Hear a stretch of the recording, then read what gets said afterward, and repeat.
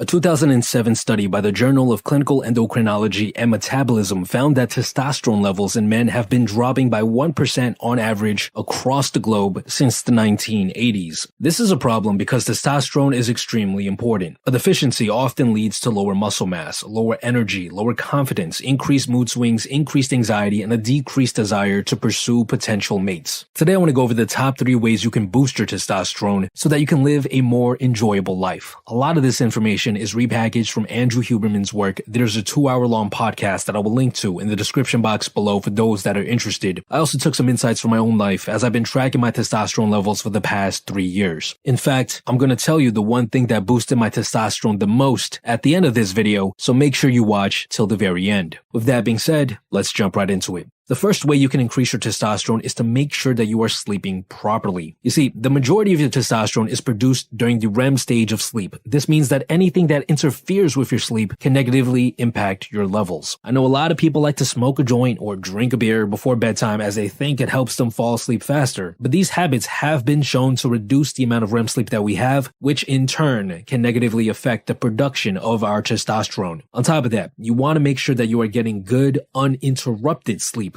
See, it turns out that 25% of men have sleep apnea, which is when you stop breathing properly while you're sleeping. If you snore loudly or catch yourself waking up in the middle of the night over and over again, there's a decent chance that you might have sleep apnea. How do we address this? Well, the first way to prevent sleep apnea is to lose weight. If you are overweight, you'll have extra deposits of fat around your neck, which causes your airways to compress while you're laying down sleeping. So losing weight has been drastically shown to reduce the occurrence of sleep apnea. The second way to prevent sleep apnea is to make sure that you are breathing through your nose instead of your mouth. Nose breathing provides up to 20% more oxygen as compared to mouth breathing. Mouth breathing simply isn't as efficient and has been shown to lead to significantly higher occurrences of sleep apnea. The best way to train yourself to breathe through your nose while you sleep is to place some tape on your mouth. It doesn't have to be very strong tape, just a little piece in the middle of your mouth, and this will psychologically influence you to avoid breathing through your mouth throughout the night. And finally, when you do wake up in the morning, you want to make sure that you get sunlight first thing in the morning, at least 10 minutes, which can be done by standing next to your window and looking outside. Although it is recommended that you go outside for a 10 to 30 minute morning walk. This helps your body release cortisol at the right time in the morning, which ensures that cortisol levels are lower during nighttime while you're sleeping, which leads to better sleep. Next, I want to tell you about what I believe gave me a 200 NGDL boost in testosterone. But before I do that, I want to tell you a little bit about the sponsors of today's video. Let's get checked. The tricky thing about improving one's testosterone level is that it's hard to see if what you're doing is working without data, which is why I suggest that people periodically check their testosterone levels, which is why today's episode is brought to you by Let's Get Checked. Let's Get Checked is an at-home health testing service that requires no appointments and no going to clinics, giving you physician-approved results in the matter of days. The process is very simple. They send you a test kit with a mouth swab and prick for collecting blood. Here's my assistant taking the test. It's quick and simple as you can see here. And after just waiting for a couple of days, he got his test results, which he can view online. It's good to know where you're at because maybe your issues are caused by low testosterone. Maybe they are not. You won't know for sure unless you get tested. Let's Get Checked is incredibly affordable in my opinion. I've been quoted much higher numbers at clinics. I recommend getting the male hormone complete test, which will test for several of the most important hormones, such as prolactin, high levels of which have been shown to interfere with testosterone production. I suggest you check yourself now by going to trylgc.com/pill and using coupon code PILL25, where you will get a 25% discount off your next order. After implementing the advice in this video, I suggest you check yourself again after half a year and see if there are any improvements. That's basically the only way to know if these strategies that we discuss in this video are working or not.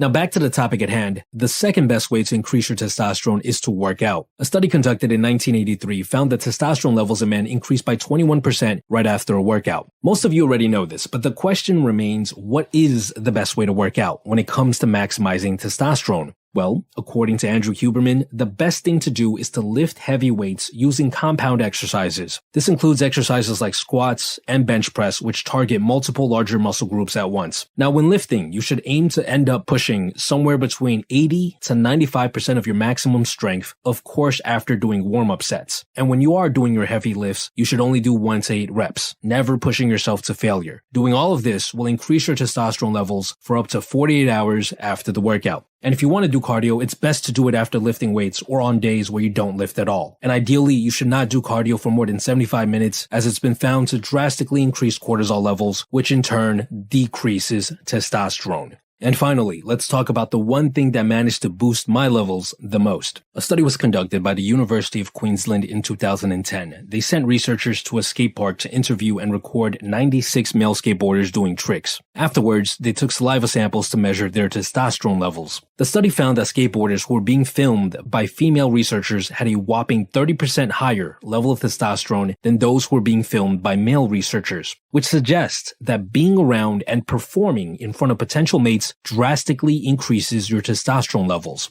Just how effective is this? Well, a couple of years ago when I first got my levels tested, I had an 850 NGDL. During this time, I was single and I was actively going out every day talking to girls everywhere. At the mall, at restaurants, randomly on the street, I was constantly engaging with potential mates, and in a way, I was also performing, because I would almost always end up bringing my dates to the club to show off my dance moves. Something interesting to note is that I was also drinking quite a lot this year, which should have decreased my testosterone levels. The next year, I got tested again, and my levels dropped to roughly 650 NGDL. During this year, I drank less than once a month on average, and I was also lifting heavy weights much more consistently, both of which should have given me higher testosterone levels, yet I scored 200 points lower. Now, I believe this is because during my second year, I was in a long-term relationship, which means that I was no longer going out every day and interacting with potential new mates. This sounds a bit crazy, but studies have found that men in long-term relationships have significantly lower levels of testosterone compared with single men. Now, I'm not saying that you should break up with your partner just to try and maximize your test. What I am trying to say is, if you are single, you absolutely should be going out and interacting with potential mates as much as possible. This will give you a huge boost in testosterone, which would actually make it easier for you to succeed in the courting process with the added confidence and the improved physique. And if you happen to get a girlfriend or boyfriend and you really like them, then you can still maintain high levels of testosterone by using the other methods mentioned in this video, as well as a few others that I did not have time to include. If this video does well, I might make a part 2 and cover those. I hope this video is helpful, and besides that, guys, stay tuned.